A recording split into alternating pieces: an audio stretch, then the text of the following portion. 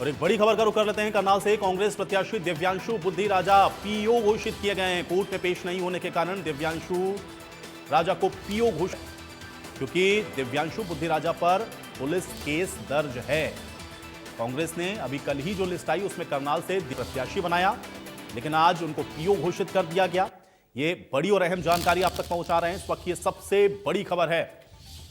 तो करनाल से दिव्यांशु बुद्धि राजा को कांग्रेस ने टिकट दिया था, लेकिन अब कोर्ट से उनको पीओ घोषित कर दिया गया है। कोर्ट में पेश नहीं होने के कारण दिव्यांशु राजा को पीओ घोषित किया गया है और दिव्यांशु बुद्धि राजा पर पुलिस केस दर्ज है और अब उनको पीओ घोषित किया गया है।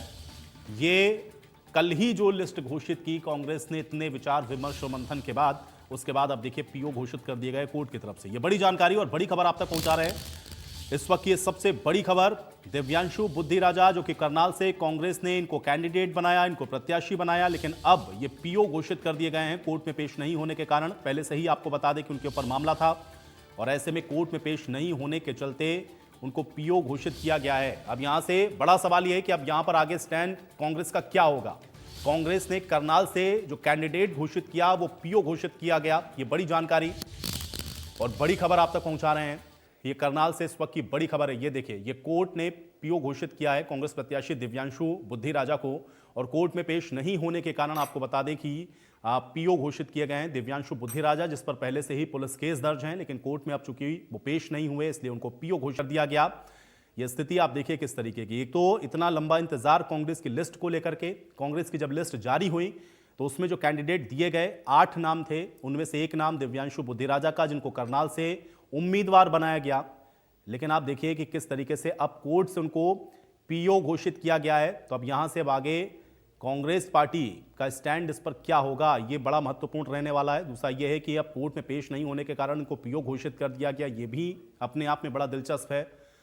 तो ये बड़ी और अहम जानकारी है इस वक्त, ये सबसे बड़ी खबर है। लंबे इंतजार के बाद आई कांग्रेस पार्टी की लिस्ट, जिसमें करनाल से कैंडिडेट अब पीओ घोषित हुए दिव्यांशु बुद्धि राजा।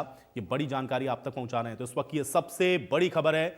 करनाल से दिव्यांशु बुद्धि राजा पर पहले से ही पुलिस केस दर्ज था, कोर्ट में पेश नहीं होने के चलते अब वो पीओ घोषित किए गए हैं और कांग्रेस के प्रत्याशी बनाए गए थे दिव्यांशु बुद्धि राजा। करनाल सीट से उनको टिकट दिया गया था और आज ही उनको आपको बता दें कि पीओ घोषित कर दिया गया है। तो इस वक्त ये सबसे अहम जानकारी है, बड़ी खबर आप तक पहुंचा रहे हैं।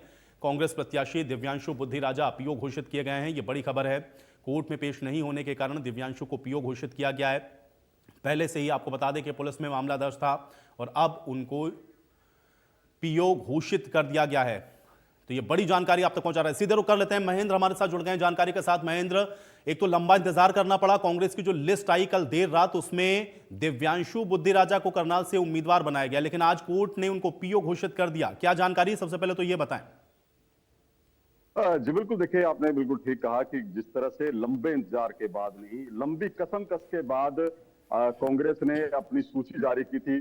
कई दिग्गजों के नाम करनाल लोकसभा सीट के लिए कांग्रेस की तरफ से आए भी, लिस्ट में शामिल भी किए गए, लेकिन ऐन वक्त पर जिस तरह से दिव्यांशु बुद्धि राजा को कांग्रेस ने यहाँ से प्रत्याशी बनाया है, वो कहीं ना कहीं कांग्रेस पार्टी के नेताओं के लिए हैरानी भरा रहा, समर्थकों के लिए कहीं ना कहीं एक बड़ा झटका रहा, क्योंकि दिव्यांशु बुद्धि राजा इस सूची में नहीं देखे जा रहे थे। बावजूद इसके कांग्रेस ने उन्हें यहाँ से प्रत्याशी बनाया गया। लेकिन अब एक और जो बड़ी जानकारी दिव्यांशु बुद्धि राजा को लेकर सामने आई है वो ये है कि कोर्ट की तरफ से वो पीओ घोषित है, वो प्रोक्लेम ऑफेंडर है, उन्होंने कानून की पालना नहीं की। ऐसे में कोर्ट की तरफ से उनको उद्घोषित अपराधी घोषित किया गया है। कोर्ट की तरफ से मैं आपको बता दूं कि 2018 मामला था जो पंचकुला के सेक्टर 5 पुलिस स्टेशन में दर्ज हुआ था।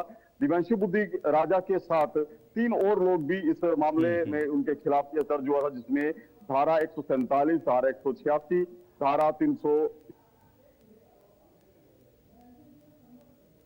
नहीं, लेकिन महेंद्र बड़ा दिलचस्प है, चूंकि जब आप ये बता रहे हैं कि एक तो 2018 का ये पूरा मामला है, तो जाहिर है कि कांग्रेस पार्टी में जिन लोगों ने इसको निर्धारित किया कि टिकट किसको देना है, क्योंकि हम लोगों ने देखा लंबी चौड़ी बैठकों का दौर चला, कितनी बार स्क्रीनिंग कमेटी में ये सारी चीजें गई, दोबारा से हम लोगों ने देखा बैठकें हुई और उसके बाद ये नाम फाइनलाइज जो किए गए, उसमें क्या ये जानकारी नहीं थी, क्या इस तरह की चीजों का ध्यान नहीं रखा गया, या कैंडिडेट के सिलेक्शन में ये सारी चीजों को इग्नोर कर दिया गया, या वाकई में उनको पता ही नहीं था कि इस तरीके का केस भी है उनके खिलाफ और ये हो सकता है और कोर्ट ने आज उनको पीओ घोषित कर दिया? क्या सिलेक्शन के समय इन चीजों को नहीं ध्यान में रखा गया? जी बिल्कुल, देखिए पहले तो ये मैं आपको जानकारी दे दूं कि इनको पीओ आज घोषित नहीं किया गया है। इनको पीओ 3/1/2024 को घोषित किया था। ये पंचकुला की अदालत का ही निर्णय है कि क्योंकि 2018 का जो केस उनके ऊपर दायर था उसमें वो कोर्ट की लगातार अवमानना कर रहे थे।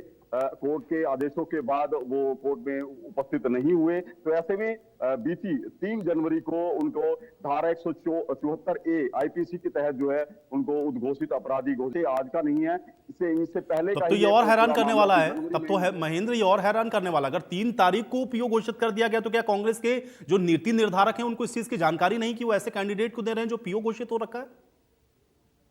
देखिए बड़ा मामला है कि खुद दिव्यांशु बुद्धि राजा उनको भी ये जानकारी होगी कि उनको कोर्ट ने पीओ घोषित किया है। उन्होंने भी ये जानकारी छिपाई है और उसके बाद जिस तरह से जो मंथन कांग्रेस पार्टी ने अपने उम्मीदवारों की तलाश के लिए किया था, उसमें भी कहीं ना कहीं ये बड़ी नेग्लिजेंसी रही है कि वो उम्मीदवार के बारे में जानकारी नहीं जुटा पाए कि उम्मीदवार को लेकर किस तरह की पृष्ठभूमि है, क्या उसके खिलाफ किसी तरह का केस तो दायर नहीं है, यदि है तो किस स्थिति में है, किस स्टेज पर है। ये तमाम जो कहे कि नेग्लिजेंसी कांग्रेस की तरफ से हुई है और ऐसे उम्मीदवार को यहाँ कांग्रेस पार्टी ने करनाल लोकसभा से उतारा है जो कोर्ट की अवमानना करता है। जो नहीं, लेकिन महेंद्र फिर इसका कारण आप क्या देख रहे हैं, क्योंकि आप वहां ग्राउंड पर मौजूद हैं। बहुत सारे नाम जिनके चर्चा करनाल में उम्मीदवारों को लेकर के हो रही थी, उन सबको इतर करते हुए अगर दिव्यांशु बुद्धि राजा को कैंडिडेट बनाया गया तो इसके पीछे का क्या कारण था? और फिर इतनी बड़ी नेग्लिजेंसी होना कि जो पीओ तारीख को घोषित किया गया हो, जनवरी का आप ये पूरा मामला बता रहे हैं, और कैंडिडेट कल घोषित हुए और ये सारी चीजें स्किप हो गई या इसको जानकारी में ही नहीं लाया गया, ऐसा कैसे हो सकता है? क्या कारण मानते हैं ऐसे कैंडिडेट को देने का?